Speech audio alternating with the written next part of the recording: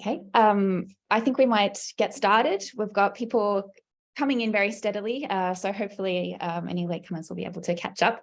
But welcome to all of our panelists and to everyone on the call. It's a real pleasure to be with you all here today. Our subject today for this webinar is the role of local leadership in understanding humanitarian crises and how to respond to them. My name is Eleanor Davey. I'm chairing today on behalf of the research team involved in the Humanitarian Horizons Research Programme, which is a sort of sponsor of this event. And I'm a research editor at Humanitarian Advisory Group. Although our meeting today is virtual and includes people working in many different countries, I would like to acknowledge the traditional custodians of the land on which HAG works, the Wurundjeri people of the Kulin Nation. First Nations knowledge of disasters and how to respond to them, First Nations people's self-determination in making decisions about policies that affect them, have often been pushed to the side. This is seen in the Australian setting, historically and today, and it has very often been seen in the way that actors in the international humanitarian system have approached customary or Indigenous knowledge. I would also like to note that the kinds of conversations needed to understand and rectify these wrongs are, like our conversation today, often conducted in the language of outsiders. And I want to thank everyone whose accommodation of English language is making today's conversation possible. Our discussion aims to explore the enablers and barriers to local leadership in humanitarian knowledge production from a range of different perspectives. And don't worry, we'll also explore a little bit what humanitarian knowledge production might mean. It's not a term that everyone necessarily relates to, even though there are a lot of different people involved in producing that knowledge that we're talking about. Today is the first in a series of 3 events for now called Meet the Ideas, linked to the Humanitarian Horizons Research Programme. This is a 3-year program of research aimed at providing new ideas and fresh solutions, practical contributions to the humanitarian challenges facing Asia and the Pacific. The program is funded by the Australian Department of Foreign Affairs and is coordinated by HAG, with all the research undertaken in partnership. My colleague, Sarah, who is online with us today, is going to put some information in the chat about that program and about some of the relevant publications as we go along today. And this event series draws particularly on the people power and local leadership stream of this program. The other 2 events, they both happen in this time slot in the next couple of Tuesdays, are Understanding the Role of Indigenous Knowledge in Humanitarian Response on the 20th of June, and then the role of donors, INGOs, and academics in promoting equity in knowledge production on the 27th of June. And all of the registration for those events is through the same link, so you'll be able to sign up for the others if you haven't already.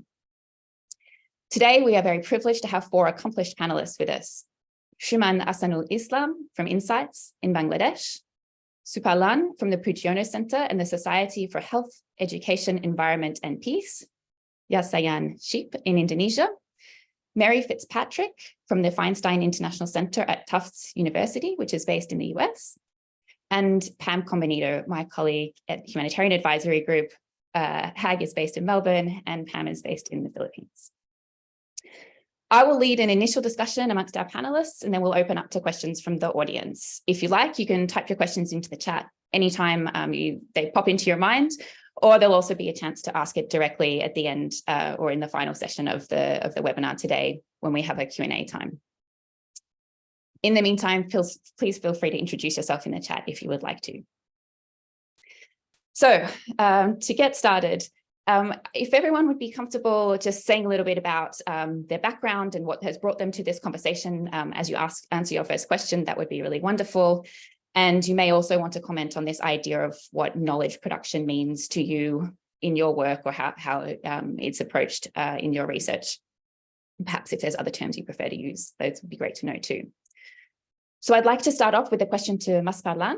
Can you tell us about why local leadership is important in humanitarian knowledge production?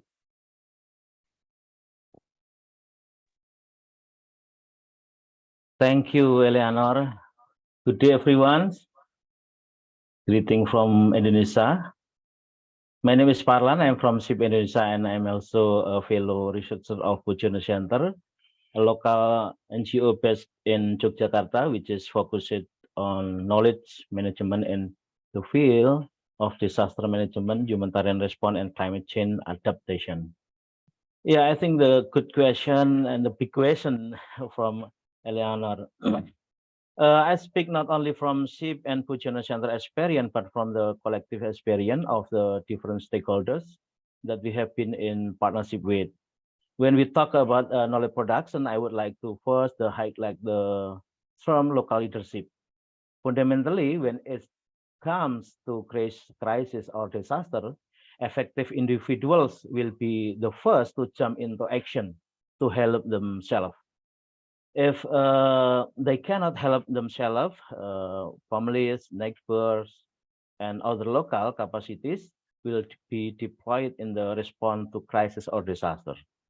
Secondly, referring to the one of many mutual learning processes of SIF or Pucciano Center had and its partners, we understand the knowledge and evidence can be visualized in 7-step cycle. In simplicity, the power relation between the actor and the global north and global south need to be revisited, the transformed so that it can more effectively fulfill the need of the crisis affected population. It can be seen in the knowledge and evidence circle where the global north generated the knowledge and resources, and the benefit shares of those resources would be the global south actor. Although in the practice, the global north usually doesn't consult the local for what they usually need, because so far local leadership is not always involved in every planning, monitoring, evaluation, and learning to generate knowledge. Such dynamic trends tend to blur the answer the question of what is the essence of third. Is it the set the global not actors, preconceived, standardized information, which is then adjusted to the local context? Or is it the local knowledge which is originates from the crisis affected population? Or is it something else? Is it imperative that there is an equality between the global north and global south actors so that neither side dominate the other by making sure that there are effort of providing local perspective in every single state of knowledge and evidence cycle? I believe I have the time to at least read the 7 steps as below. The first, deciding the knowledge is needed. The second is defining the scope of the objective. Third, designing the methodology for collecting the data. 5, analyzing the collected data. 6, developing the output. The 7, disseminating the result. I hope that what I have mentioned is sufficient to answer your question of this round, Eleanor. Thank you. Thank you, Mas Fadlan. And absolutely, already there's a whole lot of issues for us to unpack. And really, that question that you've already raised around where is knowledge situated, so often assumed to be as you described, preconceived and standardized, and then contextualized, or can we see it emanating from different sources of understanding and ideas and experience? I think I'll turn to you now, Pam. You've been working closely with a number of local and national research partners to understand how local voices and expertise are presented in the humanitarian sector. Can you talk us through the process that you've worked with in those collaborations and what has emerged from that research? Thanks, Eleanor, for the question. And hello, everyone. My name is Pamela Combinido, and I'm a researcher with Humanitarian Advisory Group. I'm part of the Power People and Local Leadership stream that Eleanor mentioned under the Humanitarian Horizons Programme, where we want to help organizations facilitate a more equitable and ethical humanitarian response, and develop those practices within their organizations to start seeing those changes that are needed. So as Mas Parlan mentioned, local leadership is so important. in terms of addressing needs, in terms of adapting to context, and also making sure that communities are the center of the work that we do. And of course, learning and knowledge are very important because they are key drivers of change. Knowledge shapes those agenda, the mental models that we work with, and the way we do humanitarian action as it happens. And when we say knowledge and evidence production, for me, it's a large domain. And this can include individual and collective processes and reflection, monitoring and evaluation, research, whether it's applied or academic, or commissioned or independently facilitated or initiated. Of course, those facilitation, training, sharing and accessing information. So this is a large domain when we speak about knowledge and evidence. But what we want to highlight is that this is so important, and we have to make sure that it is informed by and reflects the values in which the humanitarian sector have committed. So if that's the case, like it's a large domain, there's a lot going on, there's a lot happening. One of the questions that we ask with our research partners is that, how can we create a picture to understand who is involved in the knowledge and evidence production space in the sector? Like, how can we make sense of it? And what data do we have for us to be able to put forward the picture? So that's what the needles in a haystack report that Sarah will also link in the chat, and the link to that report. That's the needles in a haystack report focus. And here we examine key humanitarian documents in the sector to understand what are some of the trends in the knowledge production space, who is involved, what processes are usually undertaken, etc., etc. So we look at 3 case study documents, and we've of course made sure there's a diversity of documents there. But in a nutshell, we looked at grand bargain documents, we look at joint response plans in Asia and the Pacific, and we also looked at some of the humanitarian response plans as well in the last few years. And of course, I can talk you through the methodologies, our selection criteria, but essentially our main category was, what are some of the documents that we can examine that has a scope for collaboration and collective reflection exercise? Because our hypothesis was, of course, these documents would have that essentially that component of collaboration and collective thinking with different actors. So that was the hypothesis that we were testing. And I know it's a conversation, but please allow me to just share my screen with just 3 slides, I promise, to just go you through the 3 key findings. So in total, we examined 30 documents with 743 references. As I mentioned, we just look at what's visible. So meaning we looked at citation patterns, what are they citing, who are the authors of these reports, what language did they use, what were the methods used, what's the analysis framework that they also use. And spoiler alert, the findings of this report is very stark, but in many ways they're also not surprising. And the picture that we're getting is that although there's a huge recognition of the problems around supporting local leadership, not just in response, but also in knowledge and evidence space, what we're seeing is that there's really a visibility gap in terms of ensuring the representation and visibility in these key humanitarian documents. So here, for example, the authorship of core resources, as we call it, you can see that in these 3 resources, or authorship are almost exclusively led by Global North institutions. So actors from the Global South institutions are not co-authors or part of the team that were visible as the authors in the report. So for example, in the Grand Bargain resources, you can see we didn't see in a Global South institution part of that. In the humanitarian response plans, 20% of the documents we examined had joint North-South production. And then in the joint evaluations in the Rohingya response, only 17% were documents that had joint North-South co-production as well. Another key finding that I'd also like to highlight is that all of the documents that we examined were published in English. Only one of these documents, an executive summary of a response plan, was published in the language of the country context. And I'd like to make this argument that, of course, English is an official language in some of countries in Asia and the Pacific, but it gives you that idea that there's a bias to publish in English, and this has to be considered in light of accountability, reporting the findings in different languages, and what are the assumptions in terms of who are the audience of these reports. Lastly, authorship of references cited. As I mentioned, we looked at the references of these reports. In total, we examined 1,066 references. And you can see here that the work of Global South institutions as well are less frequently cited. When you examine those references that they've cited, most of these are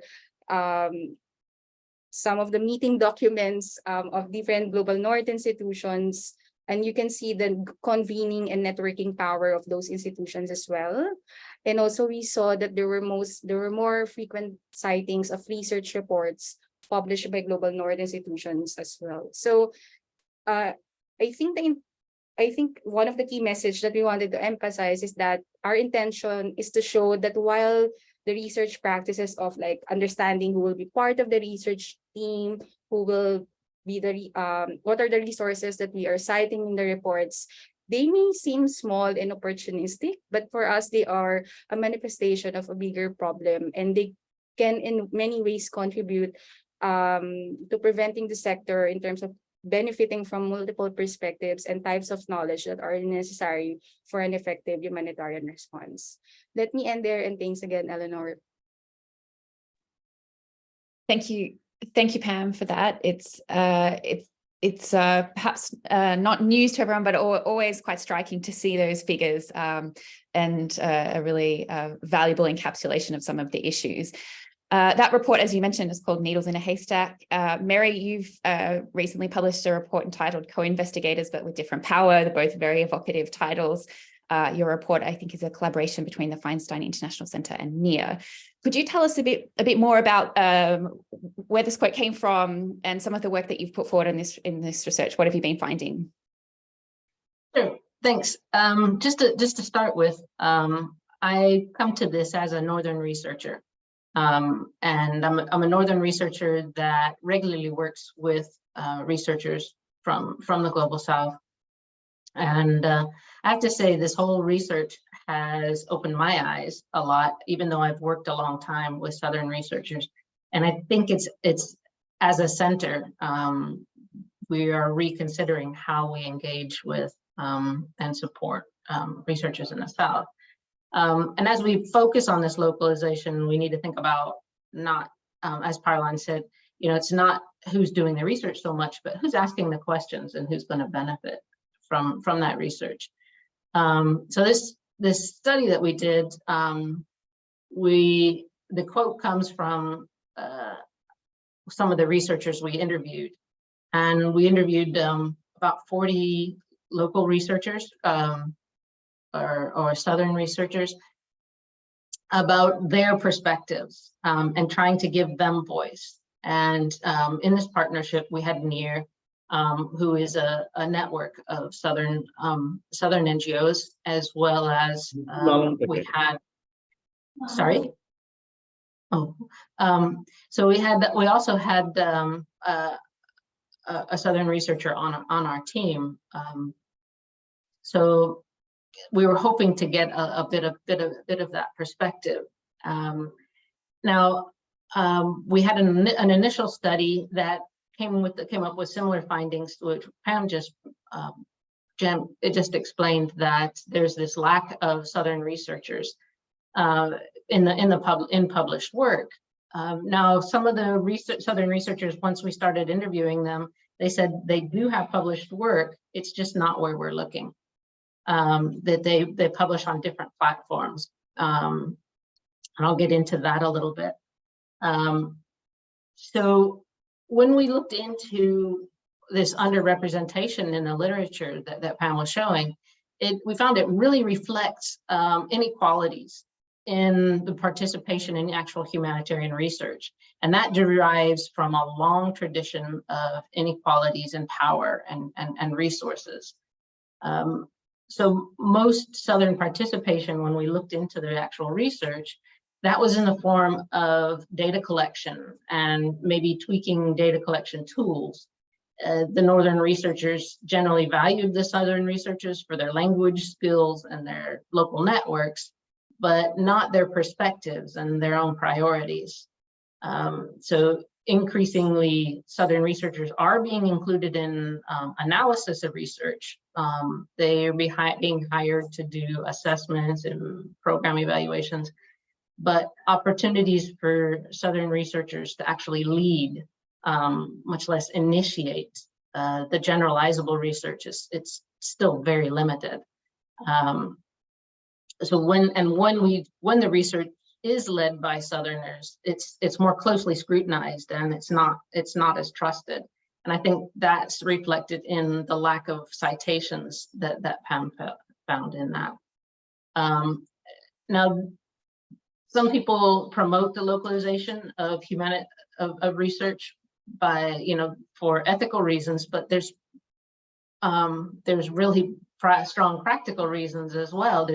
This is a loss to knowledge generation, because those Southern researchers bring to humanitarian and development research aspects that are currently missing. For example, Northern researchers tend to start from the information needs of the responders, of the humanitarian organizations and donors, whereas Southern research institutes, we found, tended to prioritize the felt needs of the population that they served, so the population in crisis themselves. And this means that the Southern perspective tends to be less siloed into humanitarian and development sectors. And I think that can help lead the way into this nexus thinking and a more of a continuous support of the population. So while Southern research institutes, because they tended to support local needs, they tend to target with their results the local actors to resolve local humanitarian issues. They did tell us they valued peer-reviewed journals, or publishing in peer-reviewed journals, mainly to gain credibility. But their audiences that they target don't have access to those journals. So that's not their priority place to publish. There's other platforms that are more available to these populations. They also talk about using local languages in that delivery, abandoning the technical jargon, and sometimes it means being creative, and sometimes using images and words as they feed back to the actual populations that participated in the research, not just to other researchers. Now this inequality, there's a long-standing Northern domination, not just of doing the research, but developing a paradigm of what research is. Excuse me, sorry.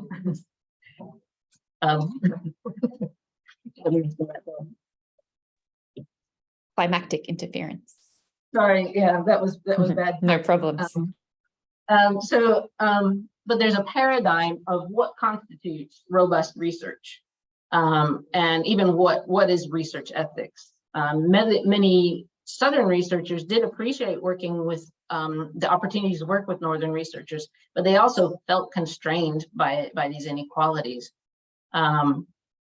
So the promotion of Southern initiated and led research isn't just necessarily for the sake of equality. It actually improves the quality and the applicability of the humanitarian research. And through that, hopefully better address the needs of the population. So I'll leave that there. Thank you so much, Mary. Picking up some of what Ms. Padman was underscoring about the importance of looking at different researchers' involvement at different stages of the research process. And I really liked your phrasing there, not just about who is doing the research, which can cover many different types of activities, but who is asking the questions and who is going to benefit. So thinking about breaking down some of what we're looking at. Shuman, I'd like to turn to you now. Please feel free to comment on anything that you've heard so far if you would like to add to these sides of discussions. But otherwise, I would like to ask you to tell us a little bit about the barriers to local leadership in knowledge production. So what are some of those barriers to elevating Global South-led research and to supporting more equitable knowledge production in the humanitarian sector? Thank you. Thank you. Thank you very much, Eleanor. Am I are hearing well? Okay, so I think Mary covered a lot of those barriers from the perspective of the local leadership, and when I think around those humanitarian knowledge product and capacity development, if you look at the surface, you will straight away get those answers like language is the English.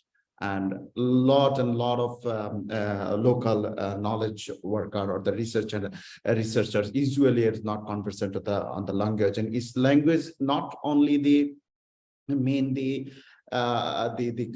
language like English or Arabic or Bangla, but also the language, the technical language and the jargons. So those are the first, if you look at the very surface level, there is a lacking of those things. And secondly, many people will tell you the capacity of local researcher, capacity of the local knowledge producers. So those are the very basic kind of at the surface level. But if you get into the deeper, you'll see, as Mary was saying, the first thing I understand, or from my observation and discussion and the participating in those research with the HAG, Humanitarian Advisory Group, is the perception. The surface level barriers, as I told, these are the actually perceptions. These not been tested actually, whether the local researchers are able or are good at the language or are able to do the quality research work. If you look at in other areas, for example, economic research or the other social area research, there are many good research happening in the northern in the southern part of the globe. But from the humanitarian knowledge product, these are the kind of the perception that local people can't do, or they don't have the capacity. I think these are the perceptions.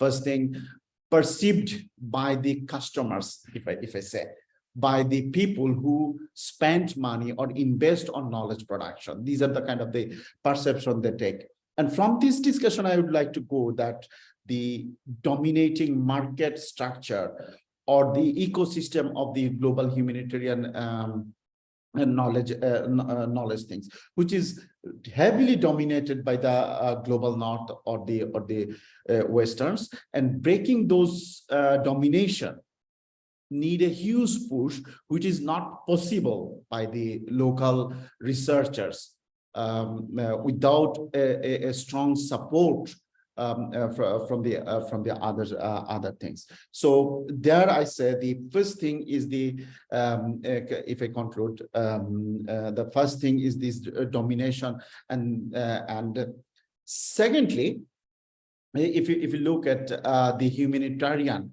as a emerging discourse of knowledge and practice, it is evolving.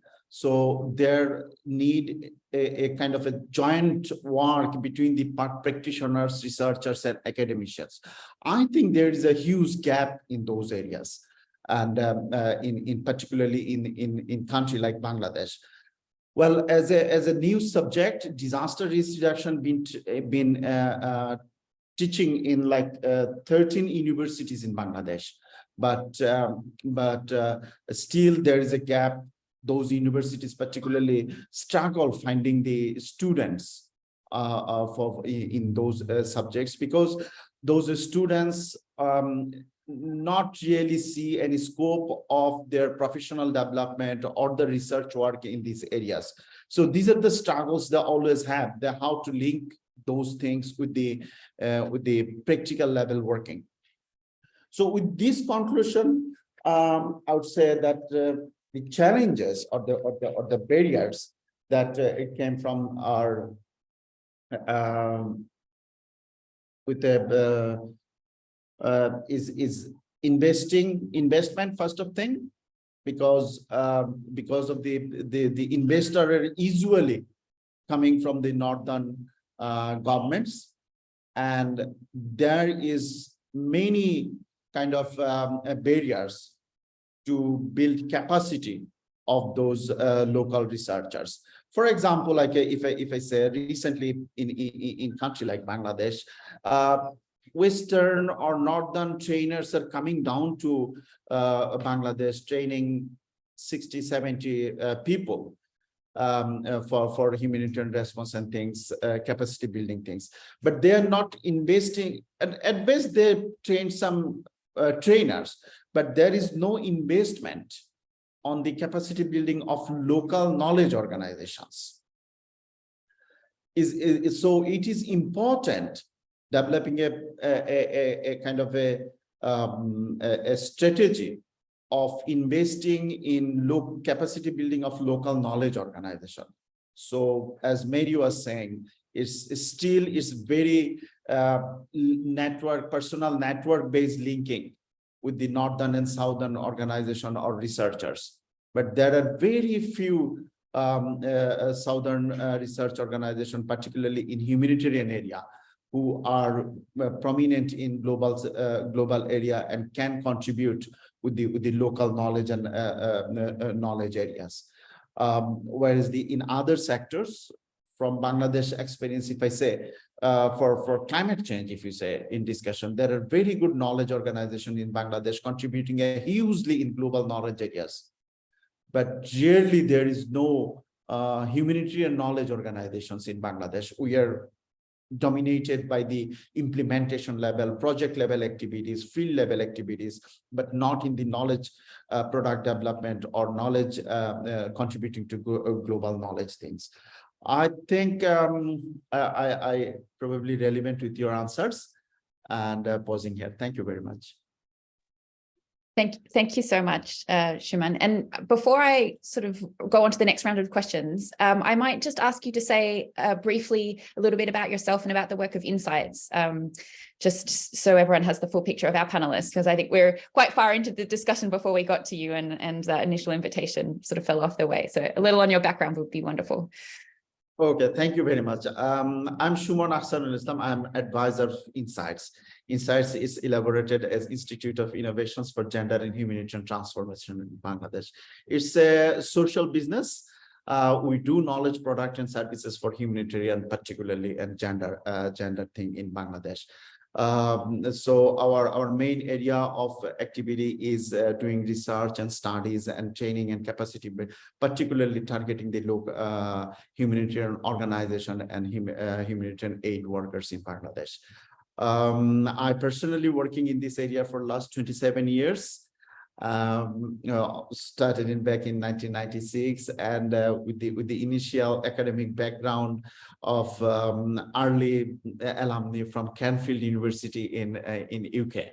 So that's how I'm for last 27 years, particularly in Bangladesh, been involved in different responsibility as a field level volunteer up to donors representative in Bangladesh. Thank you very much.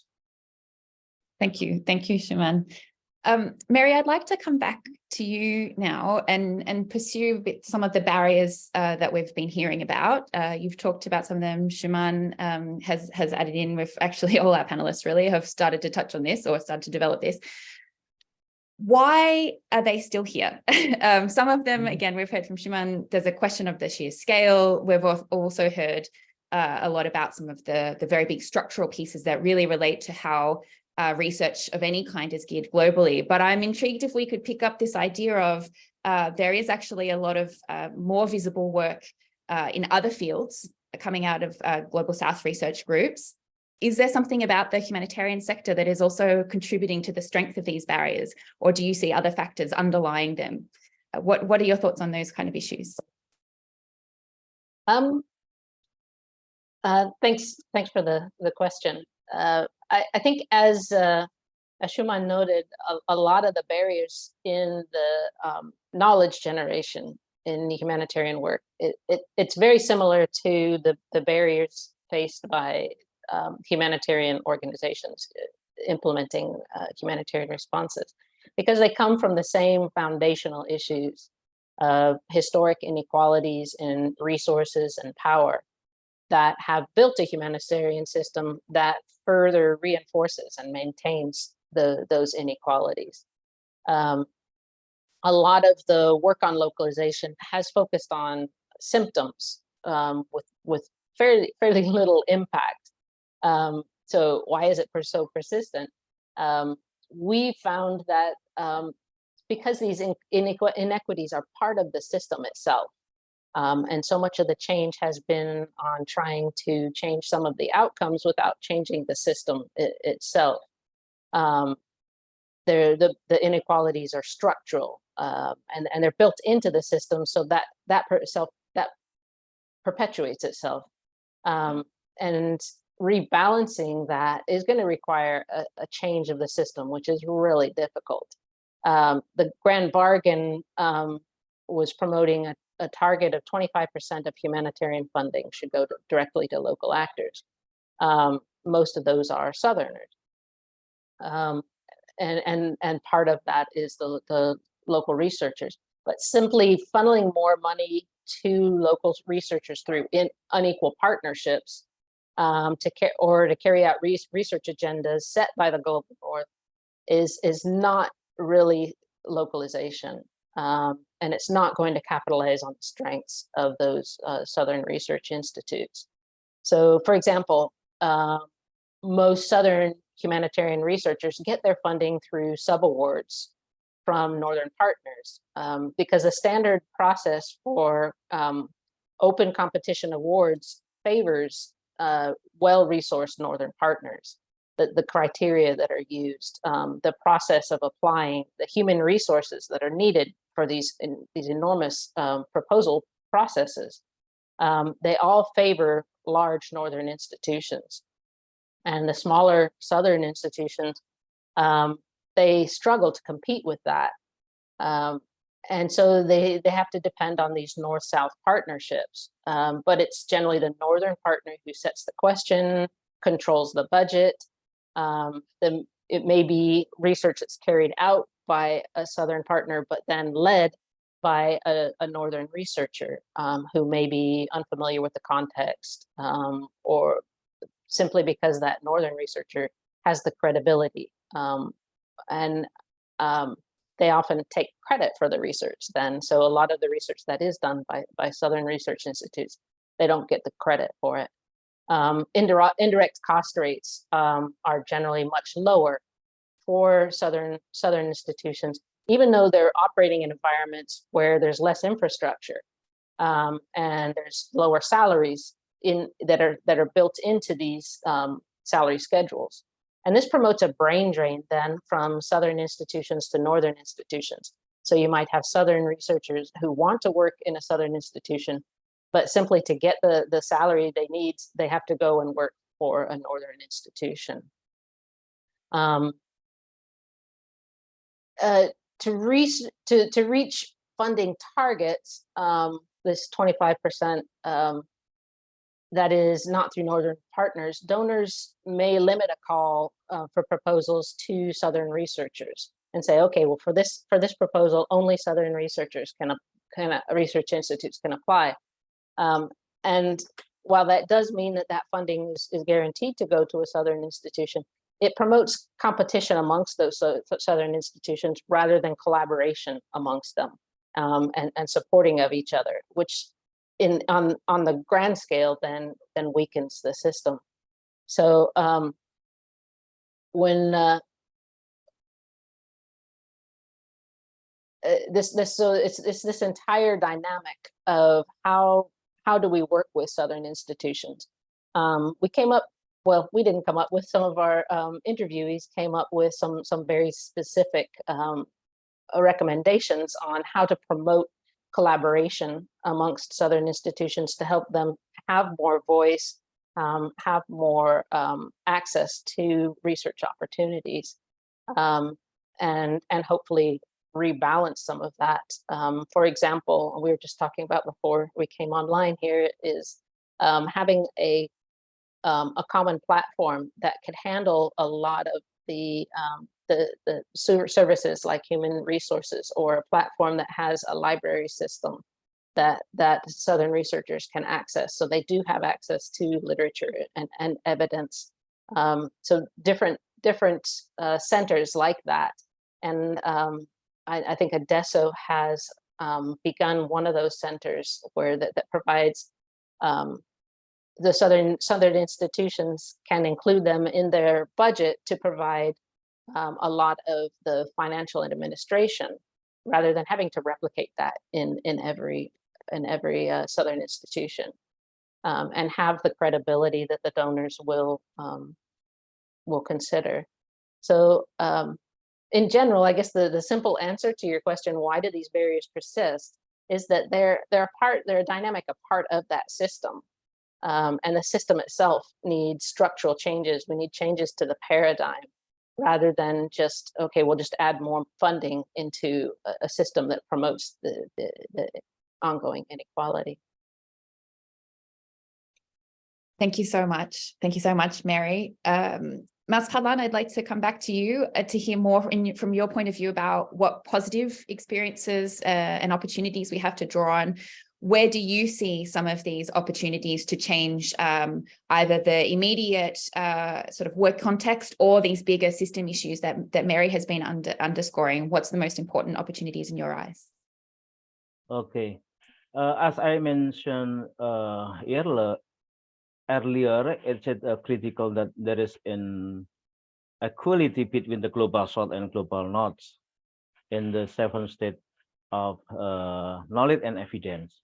We learned that our college in the global south need to be more precise on why they need the knowledge.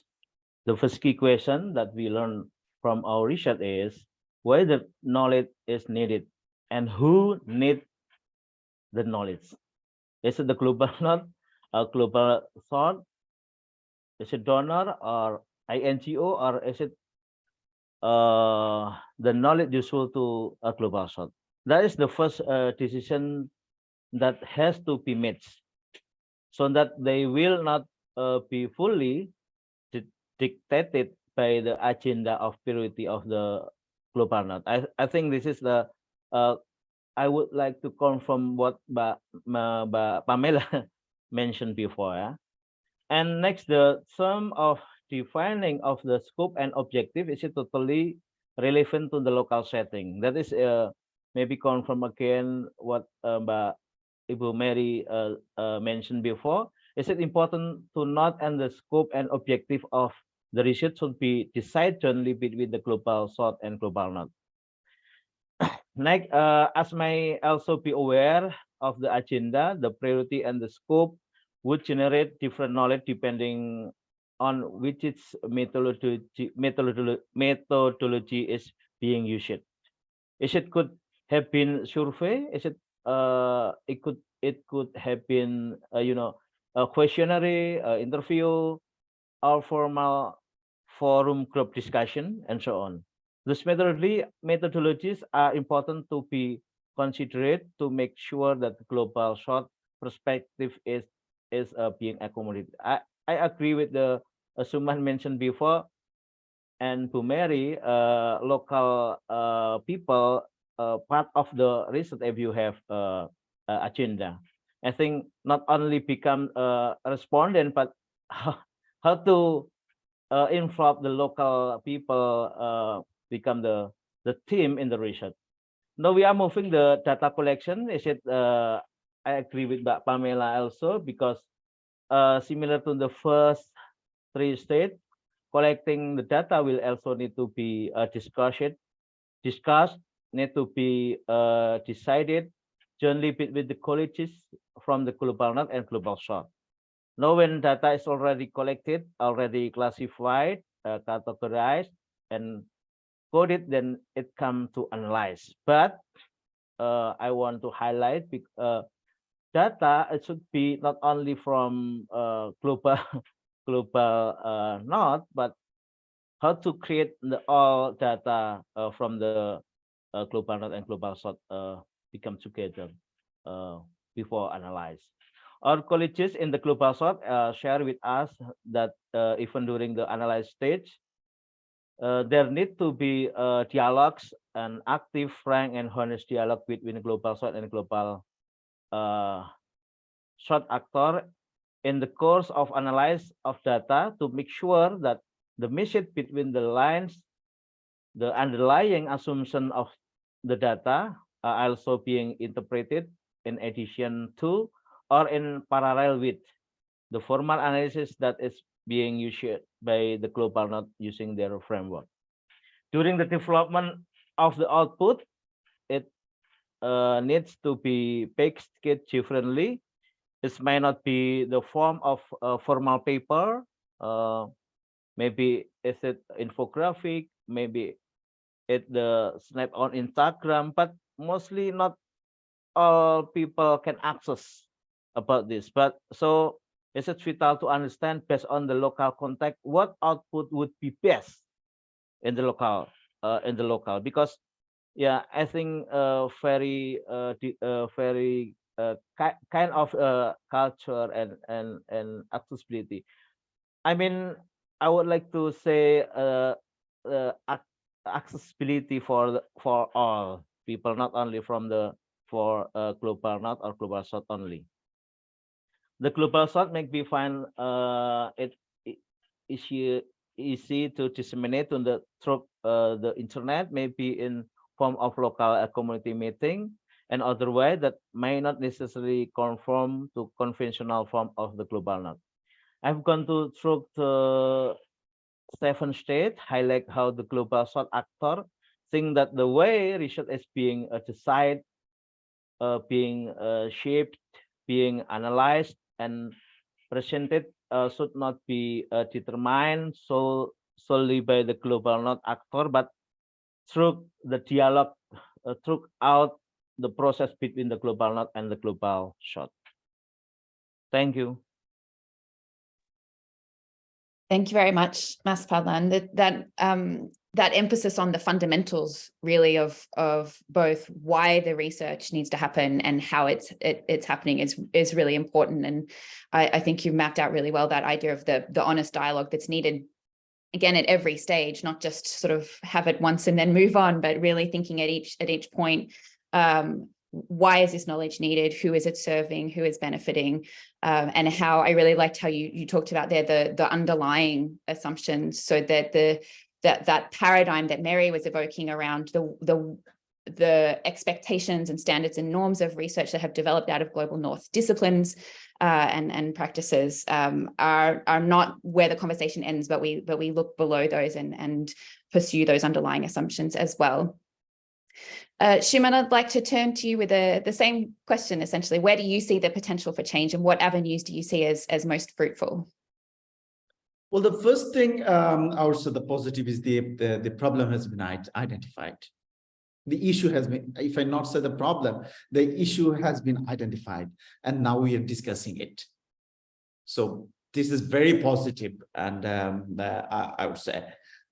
But it's need more discussion. I think globally, probably this is the first time we are discussing those knowledge-related localization or local leadership in local humanitarian knowledge areas here in this platform. It need more discussion. It need prioritization of those discussions.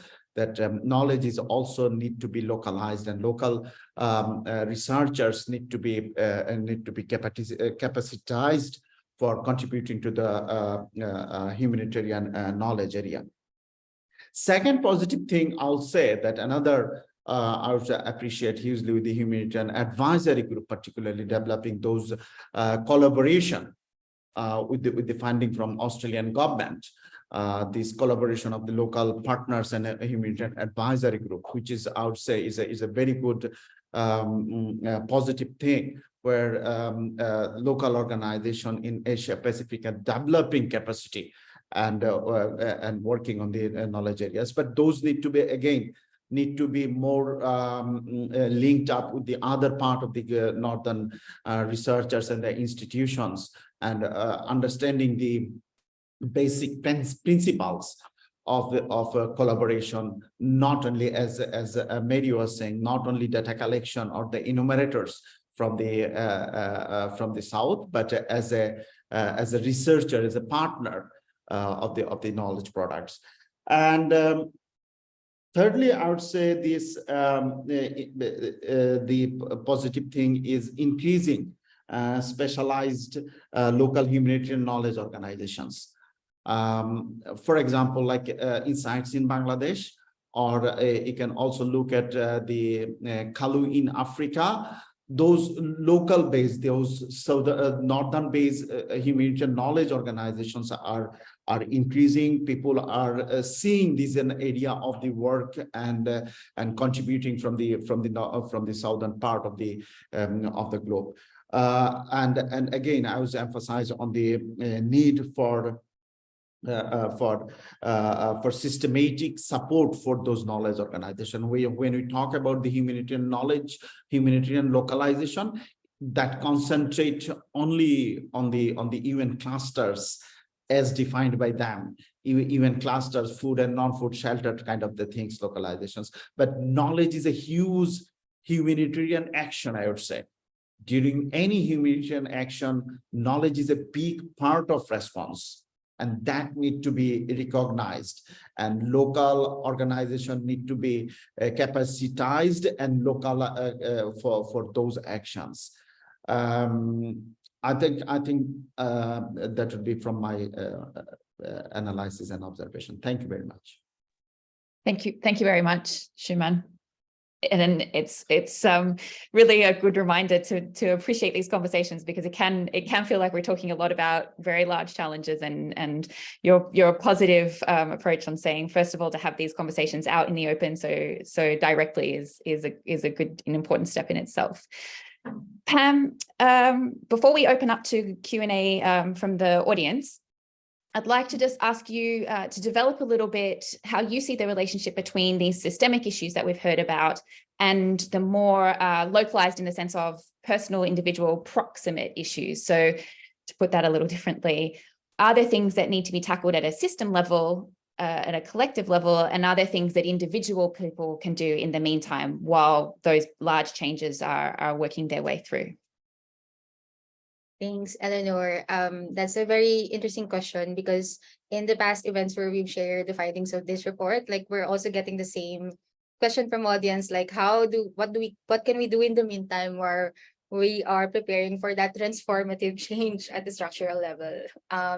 So in terms of that, I guess I will draw again on the findings of that report. So there are so many systemic issues that's really understood, but individuals also feel constrained by those structures. So when I say individuals, those people we've interviewed from different donor agencies, different researchers, different NGOs, and in other words, they feel like they are in many ways outside of their control, and it has an effect to individuals in the way that they can maneuver or shift dynamics within their settings, and whether the priority should be on trying to promote change at the higher level of the change. So for example, we have very interestingly, we have heard different individuals saying, how do we follow the money trail? Like, some of the knowledge producers would say, actually, the change should happen at the donor level. And when you ask some representatives from donor agencies, they would say, of course, some of these changes need to happen at the public level, government level.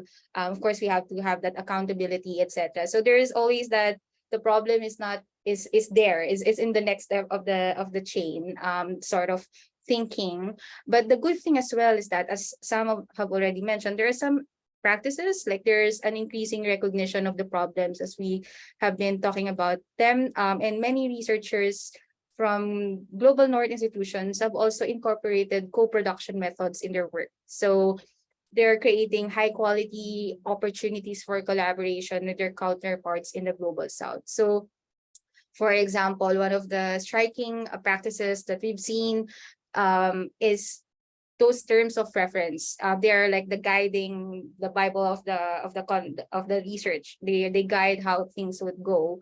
And interestingly, some of the organizations we've spoken to have incorporated that initial feedback mechanism at the beginning when they send out the terms of references, and they allow researchers both from the global north and global south to feedback on those terms of reference, because they want to hear if the ways of working the terms are fair, they are really of course realistic. So that's one of the practices that we've seen and mapped out in the report. But interestingly, these conversations tend to happen when there's an initial discussion within the organization around what can we do to change the ways of working, how can we partner more with local NGOs, national NGOs, and different organizations. And that's when things start to shift, because there's that increasing awareness of these issues that exist, and they take it upon themselves to change these things as well. So if I can also just share, for example, within Humanitarian Advisory Group, I just want to share our experience as well. Like the citation analysis tool that I shared with you, which is also available if you want to use it within your organization. We've applied that within the context of our work. So we examine what are some of the, how does HAG reference institutions from the global south? What are we seeing? And in that report, you can see there's a box text that analyzes that. Like you can see there's one of the strengths is we really co-produce reports with our partners. But when you look at the referencing, that's where the weakness is. You can see that we are not citing enough researchers from global south institutions, and that needs to kind of change as well. In the next reports that we publish, we have to be very intentional in making sure that those insights that have already been published are also referenced. And when you look at some of the materials that we reference, they are usually government reports, press releases, etc. And that's really well, but what are some of the next steps that we can do to move that forward and strengthen other areas where we can strengthen them? So as I mentioned, that tool is available if you want to kind of use that as a starting point of discussion within your organizations, within your institutions, understanding what are some of the profiles of consultants that we're hiring, what are some of the methodologies that we always use when we do research and evaluation, and what needs to change with that, and other specific practices that you can kind of incorporate at the individual level, but also at the organizational level. So I hope that answered that question, Eleanor, and over to you. Yes, thank you so much, Pam. And what you were describing there around the citations and the materials that we tend to use really picks up what Shuman had raised already around the network-based way a lot of these contacts are happening. And so I think I felt like when we were seeing your analysis of some of HAG's publications, that they didn't demonstrate a knowledge and understanding of the research that was happening in the context of the country, depending on which report we're actually talking about. Rather, we were picking up on the prominent actors that we were interested in, rather than the body of knowledge, if you like. So those kind of channels of networks playing an important role there. Now we have about 25 or so minutes for questions. I know that there has been one already in the chat, but please do raise your hand if you'd have a question that you'd like to pose to our panelists. You can ask questions to individuals or to the group as a whole. And ideally, we'd like to take a couple in a row so we can build up a little bit of a conversation as well. I will throw some in if they don't get rolling, but I saw that we have a question from a colleague at World Vision Australia, Eunice David, I think it is. So would you like to pose your question to the panel? Thanks, Eleanor. Yeah, selamat sore, teman-teman. Yeah, the questions, it's probably more a challenge for us at the Global North to acknowledge that there are other methodologies out there that are probably more acceptable and relevant when it comes to research, doing research in the South. And I remember being part of a few research or M&E exercises where I myself didn't feel comfortable to ask specific questions, because that question was probably not appropriate or probably can be addressed in a different way. And also in most of the places in the South, storytelling is quite a tools in conveying messages and informations, but very rare that type of methodology is just one of the example included as part of the methodology. So as Palan mentioned about that methodology need to be discussed at the earliest space, and also try to find what is actually behind this thing that we want to get up from that research. I think at the get-go, it's important to have that laid down, and perhaps a donor also can play a big role in this space, and encouraging the research agency to have that conversation with the partner, especially from the South, to challenge and brainstorm the methodology, and then write an agreement that this is how it's going to achieve the end result. So it's a comment, but also it's a challenge for all of us to, and perhaps also maybe there's already a research to bring this conversation together. I'm not sure. Yeah, just put it out there. Thanks, Eleanor. Thank you so much. Thank you so much. A really important question. I can see that Hamidi has a question, and Mary, that you'd like to come in. So perhaps we could take Hamidi, then Mary, and then back to the panelists. Thank you, Devi. Hi, everyone. This is Samula Hamidi. I'm speaking to you from Afghanistan. I represent an organization that is basically focused on promoting locally led humanitarian action and adding to that anticipatory action. I think, after the political change in Afghanistan and the dramatic collapse of the humanitarian system, I think everyone saw what localization means for countries like Afghanistan, where the need is there. And I think Afghanistan, seeing the humanitarian system collapse and crumble in a matter of days, when I hear advisors and experts talking here, I go back to the 2 decades of advisors coming into Afghanistan and bringing in then templates and just putting it out there and leaving Afghanistan for another stint. And that lack of focus and that outsourcing of that core capacity to international advisors goes back to the core of the failure of the humanitarian system.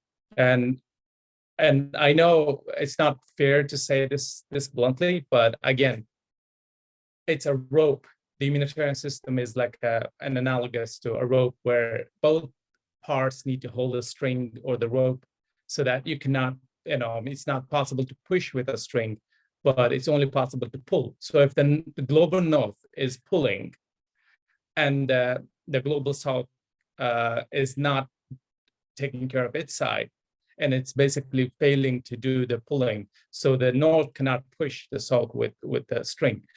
In terms of knowledge creation, we know it takes decades of government investment. It takes decades of the education sector to lead to the creation of the kind of human resources that are needed to create knowledge. I know it's easy to say, okay, we can transport templates and say, but I think it's more than that. People have to grow within a system in order to create that kind of knowledge. It's not just the technical know-how. It's more than that. It's more human. You have to be rooted in that community and be close to what the problems are. And, the culture, all the differences. But again, it's the global south not doing the pulling. It's not doing its own part. So the north cannot push. The advisor and the expert can do so much. And I think the failure in the context of the Afghanistan humanitarian system is that the Afghan people wanted to have the capacity, but the system never responded to the needs, the actual need for the infrastructure to develop. But again, it's cruel to expect the north to do everything for a country.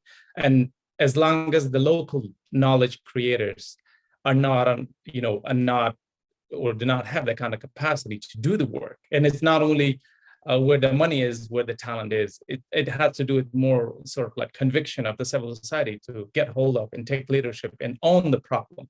And then the north can do that. So sorry for going on like that. But again, my question would be, what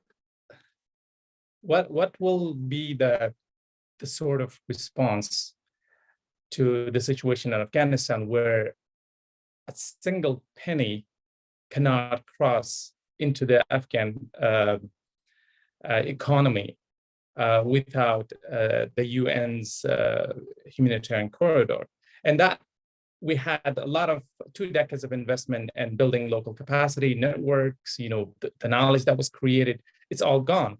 And what we don't have is the infusion of resources going into the local NGO sector. So in a way, the local NGOs are becoming the extension of the UN system. All they're doing is they're implementing templates and delivering services. No knowledge creation whatsoever. We barely speak English. What we had, the 2 decades of investment are gone. Like all those experts, the Afghan experts are gone. They're no longer in Afghanistan. What we have is people trying to complete, you know, that little space where what they do is basically they don't use their minds. What they're doing is they're like working ants, and they're just completing templates that are created by an advisor that is not even in Afghanistan, that is hundreds and thousands of miles away from a country where that proximate leadership is something that's very, very important. So what's going on? How does the localization, the you know, promoting local leadership, how does that work in the context of Afghanistan? What will be what's going on? Because I'm not in touch, or maybe I don't know. So, and I'm sort of putting it that way, but I had to be that blunt. Sorry. No, it's appreciated, and I think you've taken us right into the heart of some of the most challenging dynamics and contexts, really, where these issues are relevant. I'm thinking already where we started with Masfadlan and the discussion of what is predetermined standardized knowledge and what other forms of knowledge are there, and in a way that makes a link with our first question that we heard. But Mary, I'll come to you, and then I'll open back up and see who would like to respond to these questions and comments. Okay. Well, my initial thoughts were to respond to Pam, but I also have some thoughts what Hamidi has been saying. As the Feinstein Center, we have a long history in Sudan and a large network of Sudanese researchers in Sudan.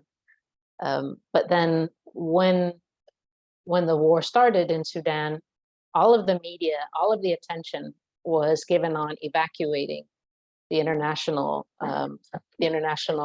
responders, the international whole community, and even the diplomatic community. And there was a complete collapse, somewhat parallel to, although less spectacular, I guess, than happened in Afghanistan. Many of these Southern researchers are also finding they've got to look out for their families. They're in a dangerous situation. So conducting research is difficult, supporting their families. So a lot of our Southern researchers partners are also leaving the country. But there are some that are still there, and they have some very unique perspectives. They approach the problem differently than, say, the general population or a humanitarian, because they have that knowledge generation instinct and capacity. So they're evaluating the problems differently. And being able to tap into that, I think, is extremely valuable as in real time, not just looking retrospectively and analyzing what had happened, which is what we often do. But in real time, they are analyzing what is happening on the ground. And this is their context. So that was just a little comment to Hamidi. And I thank you for your frank thoughts on that. Just a quick response on some things that Pam said about the citations. And I think a lot of times when, you know, our citations reflect the paradigms of what we consider robust. I know myself, when I'm writing a paper and there's a certain point, I want to cite the most credible sources. And so what we cite is a reflection of what we think are the most credible sources. If we ignore some of the gray literature, we ignore some of the reports that are coming from Southern institutions that are not as polished, or are not on certain sites, or not peer reviewed, I think that reflects our own paradigms in citations, and I think we have to change that paradigm, not just how we cite. Thank you, Mary. Okay, I'll throw open to our panelists now. So just to recap, I think we've got a question around methodologies as a term, one that we kind of throw around a little bit sometimes, but we're thinking about what kind of knowledge do we recognize? Are we trying to create, to engage with? What kinds of information does that knowledge rest on? And how do we access it? So how do we get to the information that we need? And there's a lot of politics around, as we've been hearing, the credibility, the perceived robustness of different ways of accessing knowledge and of different kinds of knowledge and kinds of information. We haven't talked a lot of detail about that, but there is quite a lot of writing, for instance, exploring the idea that quantification of knowledge, so anything that can be put into numbers and stats, carries more weight. And then conversely, as we heard from Eunice, that storytelling perhaps has been a method and a way of building knowledge and sharing knowledge that has been neglected. So what can we do faced with these challenges? And is there already are there already moves and platforms where we can access some of those conversations? Thinking about the challenges of, if you like, the brittleness of some of the structures that the humanitarian system claims to be producing, and in the examples that we've heard of Afghanistan and in other places. So how can we, as knowledge producers, as researchers, try to resist some of those tendencies? I think is a really huge question, and perhaps also important as we're thinking about that to underscore that although we use these categories of global South and global North because they do help us represent some of the dynamics that we're seeing, there's also enormous diversity within those categories. And so what makes sense is relevant and is helpful in some contexts, won't be in others. So two main thoughts there, and perhaps picking up Mary's last point around presentation. So how can we learn to read beyond the formats that we're most used to and most comfortable with if we've been conditioned according to certain sort of norms and standards, and actually get beyond some of those actually quite surface level issues around the presentation of information. So Pam, Mas Farlan or Shuman, would anyone like to come in? Yeah. Yeah, I think I agree with Mas Junus and Mas Samiti. We share with you all about the importance of influencing the shape of the knowledge building, the knowledge management, and that acknowledge the uniqueness, the different and diversity of the perspective and the way of doing research in the global South. I think the key is equality between global South and global North, and how to push the local leadership become a subject, subject the all of about planning, monitoring, evaluation until produce the knowledge. I think this is the key maybe for analyze in the global South and global South. Thank you. Thank you. Pam or Shuman, do you have any comments? Happy to jump in, Eleanor. So on the question of methodology, I think that's a great question because, yeah, as Eleanor mentioned, there's been, if you can also read other works, there's that preference for quantified, standardized data. And that's just because, especially in a humanitarian setting, you want something quick, something that you can really see trends, etc. And sometimes they view quantified results equals generalizable data as well. So there are those assumptions and a lot of great work debunking that and problematizing that approach. But in terms of examples of that, I've seen Pacific-based, for example, Pacific-based monitoring and evaluation learning approaches.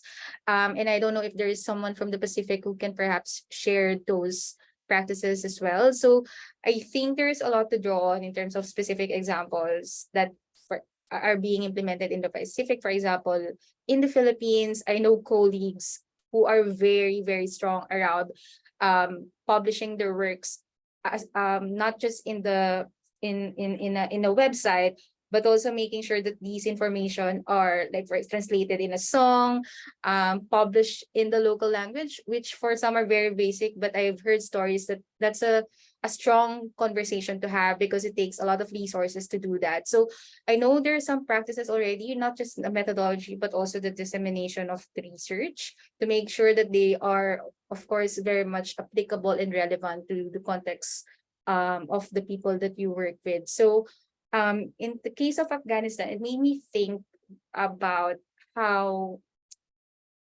that some of the good practices we've seen isn't just about establishing partnership, right?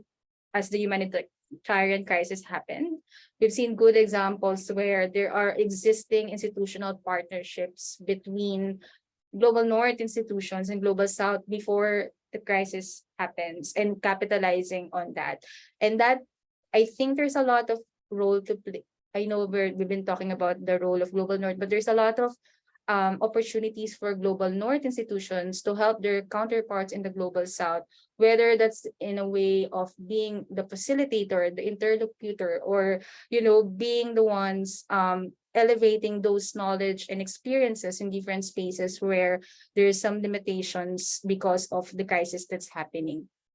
Those are my initial points based on the questions already, but happy to answer more if there are questions as well. Yeah.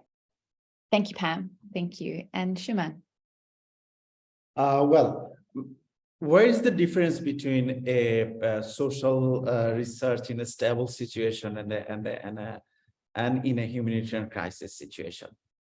Well, we use the social research methodologies in a humanitarian crisis situation also.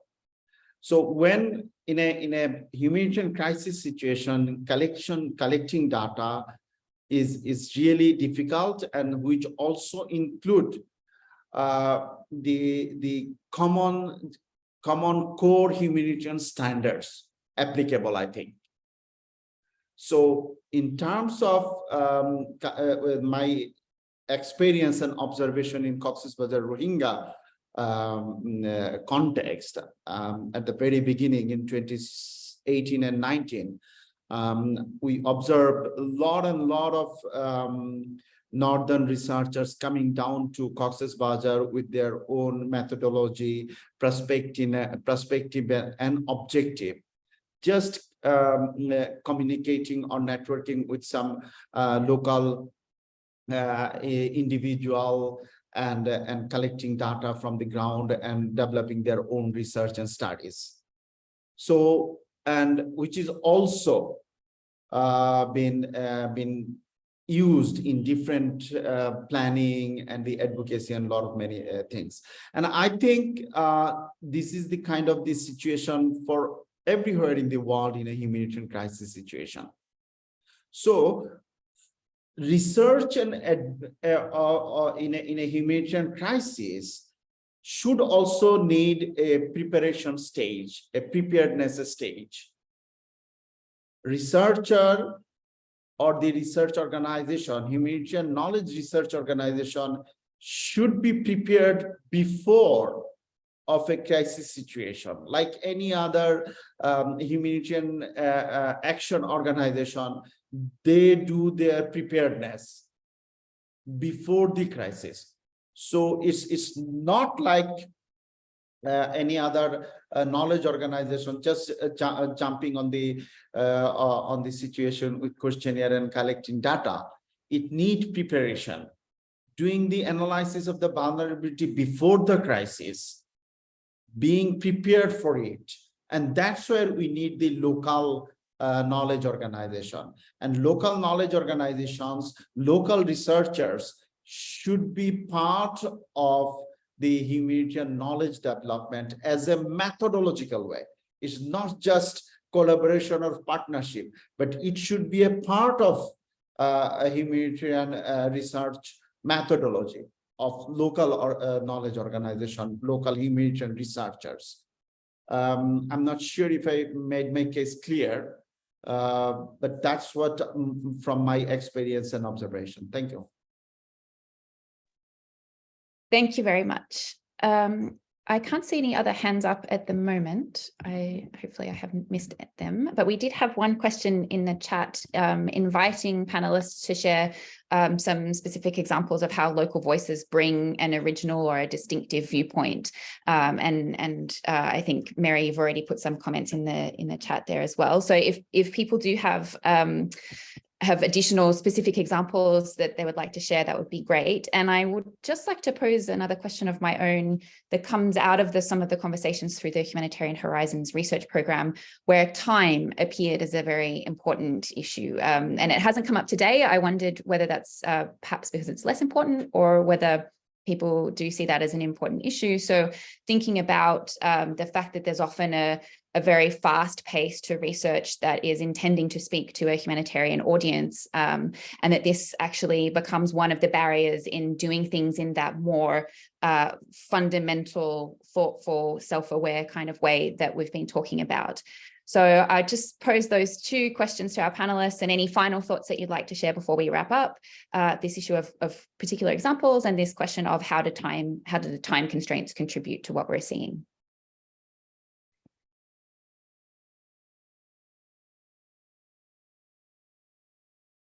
Would anyone like to come in? Mary, yes, go ahead. Yeah, my battery's about to die, so I may get cut off here. But I think, I guess I see the time issue a little bit differently, in that the Southern researchers are generally in the population during times when international partners are not. So after the NGOs leave, the Southern researchers are still there and can research other more root causes, perhaps, of some of the crises, and so they can provide a sort of a link. But if there's a place that has cyclical crises, they provide something of a link during that time. So it's more a question of timing than time, which is a little different than what you were asking. But is something that kept coming up in our research. And I also jump in on the question Thanks, of, yep. Building on what Mary has shared, I remember there's in the report, the Stories for Change, there was also another researcher who shared that there was a big emergency, and because there was a big emergency, there was a large media coverage, and that media coverage led to also a lot of funding around research and learning in that response. And in that scenario, there was a lot of comments around targeted aid, and I know a lot of you are familiar with that, like, you know, an aid that is targeted, you have specific criteria, beneficiaries, etc., and whatnot that you use it as a terminology. And then there was a research that tried to, there was some research that tried to like unpack that a little bit and debunk why it's not working in the local context, because it was creating social divisions, it was creating social harm within the community, like it was putting some salt in the injury rather than you know, helping them recover, etc. It was affecting the social cohesion of the community. And while humanitarian organizations were starting to recognize that, they were capturing data around, there was some, they were only capturing data that says targeted aid questions, or so some respondents asking, can we request for assistance here, etc., etc. But the deeper level of that is that you are creating social divisions in a crisis setting, and that's affecting that social activity within the community that's trying to recover after a crisis.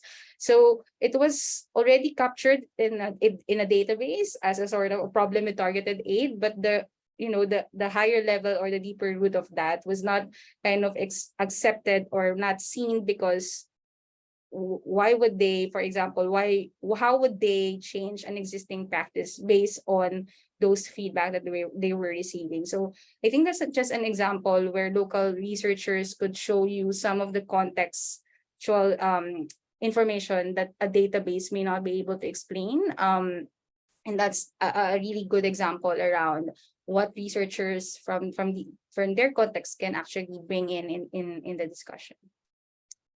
Over to you, Eleanor. Thank you, Pam. Mas Parlan, any final comments?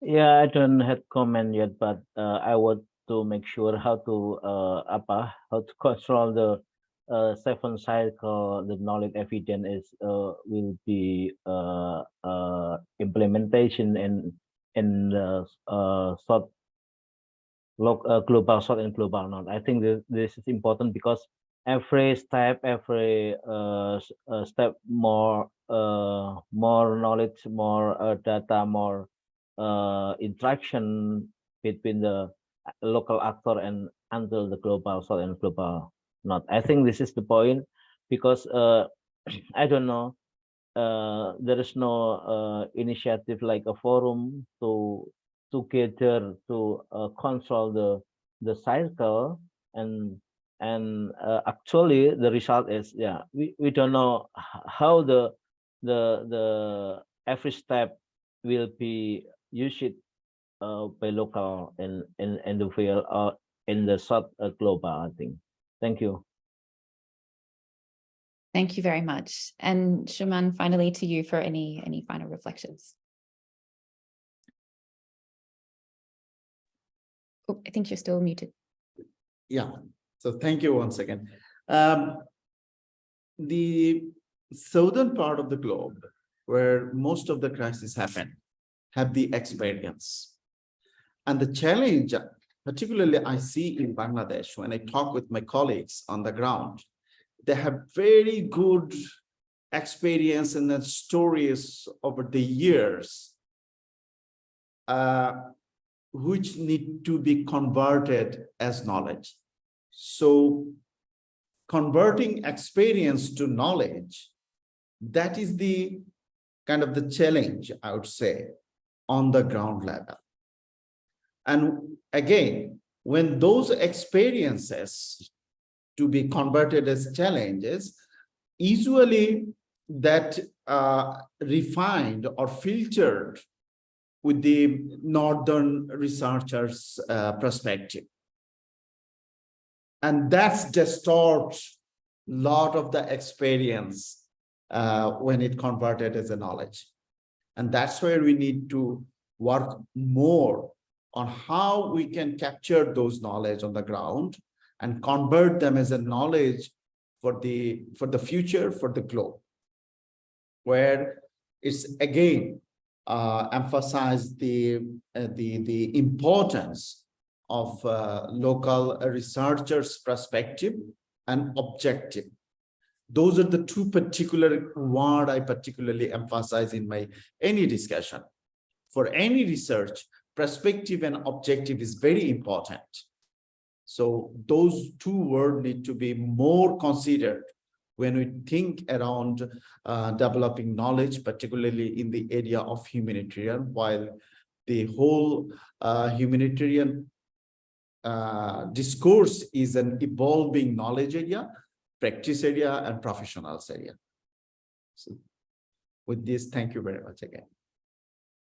Thank you. And a final galvanizing thought that's far better than what I would have been able to provide. So thank you very much to all our panelists. Thank you to our audience for staying with us and for your comments and questions. And I'd also like to acknowledge the behind the scene workers, particularly from Humanitarian Advisory Group and the Pujiono Center, who have been keeping our logistics going for today. We've got a feedback form. Sarah has posted it in the chat there. If you have a moment, we'd love to hear what you thought of our event. And we really hope that we can see you next week. It's at the same time. It's also online for a discussion of the role of Indigenous knowledge in humanitarian response. Thank you again, everyone, and we look forward to staying in touch. Thank you. Thank you.